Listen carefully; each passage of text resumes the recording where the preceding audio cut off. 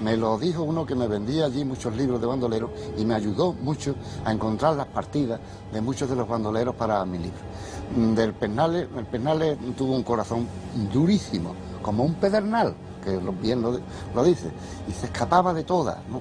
Pero hay una secuencia muy bonita además del Pernales con el gran poeta sevillano, aunque se dice mucho de Morón porque se hizo en Morón, que fue Fernando Villalón. Aquel que definía, Fernando Villalón definía de una forma culta, definía la figura del bandolero, cuando decía en sus romances del 800, decía, ellas navajas en la liga, ellos la faca en la faja, ellas la rabia en los ojos, ellos el alma a la espalda. El Pernales que se nos ha quedado como una imagen no muy querida después por su brutalidad. Uno de los más sanguinarios. ¿Había asesinos realmente entre los bandoleros? ¿Asesinos sanguinarios, despiadados, que aprovechaban todo ese movimiento para matar? Pues sí, hemos estado hablando antes de Tragabuche. Cuando en la audiencia de Sevilla estaban esperando el garrote vil, ya en la plaza de San Francisco, que se iba a dar, y estaba en capilla el Minos, uno de los compañeros de Tragabuche, dijo que Tragabuche había matado a gente como para llenar un cementerio.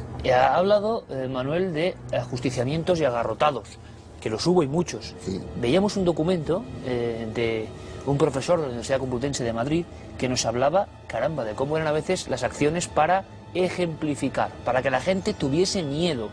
Y caramba, hay uno de los casos tremebundos donde se da sepultura al tronco, pero las extremidades, la cabeza, quedan en los cruces de caminos. ¿Para qué, Paco? Es el caso de Diego Corrientes, un hombre que, desde luego, es el paradigma del bandolero romántico, que se enfrentaba a la autoridad pero con gracia, ¿no? Que retaba a don Francisco de Bruna, que era el regente de Sevilla, que se lo encontraba en los caminos, incluso, como hemos visto, le hacía que le atara los cordones, y que fue a reclamar una recompensa que daban por su cabeza.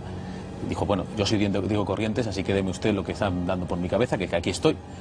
Pues este hombre acabó, en cuanto pudieron darle caza, acabó, pues, en fin, descuartizado, efectivamente, como dices, por los cuatro caminos, para decirle a todos los bandoleros que no se jugaba con la autoridad.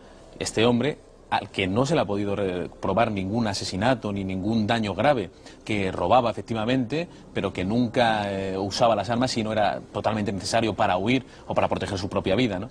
Pues acabó la cabeza expuesta en los cruces de caminos para que todos los viajeros, para que todos los que pasaran, pues lo vieran y dijeran, cuidado, que la autoridad es implacable y que si uno se dedica a estas cosas, pues va a acabar como el pobre Diego Corrientes, descuartizado. Encima, estos restos fueron también quemados, fueron tratados de manera absolutamente humillante. Es decir, no fue solo un descuartizamiento ni un ajusticiamiento, como por ejemplo fue el de Luis Candelas, que también acabó en el garrote vil y que acabó diciendo esa frase tan célebre de adiós, patria mía, sé feliz.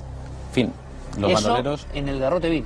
En el garrote vil unos acabaron ajusticiados, otros fueron perdonados, por ejemplo, Tempranillo, que acabó sirviendo a los que había robado, intentando limpiar la sierra de bandoleros, y que acabó muerto por uno de los que había sido sus compañeros. Es decir, las historias de los bandoleros no tienen fin, son apasionantes, entrelazan leyenda y realidad, y son unos personajes dignos de ser estudiados, y ojalá volvieran pues imágenes como las que vimos en Curro Jiménez, o películas que recuperaran esta importantísima parte de nuestra historia. Bueno, aquí historia. estamos recuperando en parte, por lo menos, esta versión mítica, legendaria, luego cada uno que opine lo que quiera, pero fue un fenómeno español digno de esas pinturas de los desastres de la guerra de Goya, ¿verdad? Algunos ajusticiamientos eran algo terrible, en un sentido y en otro.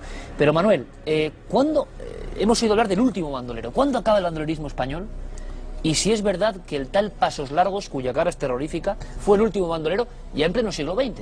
Pasos Largos y Flores Jarochas. Pero yo tengo que añadir a lo que ha dicho Paco, que es muy interesante, una frase que se conserva todavía en España, ligada con los bandoleros. Los bandoleros se ponían los cuartos, se ponían en los caminos, y la cabeza de cuando en cuando, no siempre. Yo recuerdo un pasaje que me encontré en las memorandas del Archivo Histórico Municipal de Jerez, de que la cabeza se ponía en la plaza de Platero, donde se vendía la verdura, en un palo con una jaula donde se metía la cabeza aquella. Naturalmente que a la cabeza llegaban moscas de todo tipo, y allí vendiéndose la verdura y la carne, y los de la verdura y la carne dijeron que allí no querían vender más por la cabeza. La cabeza se quedaba allí hasta que se quedara monda y lironda. Eso lo hemos escuchado muchas veces, pero la frase es de la picota donde se ponía esa cabeza. Y la Monda frase y Lironda. Monda y Lironda es precisamente cómo se quedaba la cabeza de la justicia. Madre mía, Bueno, vaya estampa. y vámonos a lo que me has preguntado. Flores Arocha y Pazos Largos se ven. Flores Arocha fue un criminal por una finca que quería del suegro y el suegro no se la daba. Pero Pazos Largos es que fue furtivo, que era lo que hablábamos antes. Fue furtivo y la Guardia Civil lo persiguió hasta que ya no pudo más la Guardia Civil, lo encarceló, le dieron su correspondiente paliza y Pazos Largos fue a la cárcel. Cuando salió Pazos Largos ya estábamos en plena Segunda República Española. Y entonces Pazos Largos, pues la forma que lo aconsejaron de algún trabajo, pues fue precisamente guarda de los cotos, de los señores que tenían la caza, que tenían que proteger la caza. Y cuando en plena Segunda República Pazos Largos fue a decirle a alguien que allí no se podía cazar, pues se reían de él, naturalmente, que lo que él había pasado con la caza furtiva, y ahora resulta que servía de guasa a todo el que estaba por allí, pues Pazos Largos se volvió loco y Pazos Largos dejó todo lo que tenía que dejar, volvió a una vida no muy aconsejable. Ya en los años 30, Ya del siglo XX. Claro, en el 31. Y ya Pazos Largos entra otra vez en la cárcel, sale de la cárcel, vuelve a las andadas, la Guardia Civil lo cerca en la serranía de Ronda, y él, en vez de decir que me entrego... Hay un pasaje muy simpático de Pazos Largos, no nada simpático, pero en fin, que a una pareja de la Guardia Civil los encañonó y los hizo que se desnudaran y se vinieran en calzoncillos y sin armas hasta el cuartel. Luego se arrepintió en el camino, llegó, anda, tener ahí la ropa y ponérsela otra vez. En fin, esas gracias que tenían esta gente por el tiempo, que no era nada de gracioso, pero ¿qué vamos a hacer? Y se enfrentó a la Guardia Civil desde el alto de los canchos de la serranía de Ronda, disparaba, y la Guardia Civil, entrégate, y seguía disparando hasta que no tuvieron más remedio que abatirlo por completo, y murió en la puerta de una cueva. Bueno, pues este es el fin de la historia del bandolerismo. Oficialmente, después de Pazos Largos, se acaba este fenómeno, un fenómeno absolutamente mitológico por las leyendas que han quedado, pero real, y que sin duda en alguna otra ocasión sondearemos, porque los personajes son para algún que otro diario del miedo.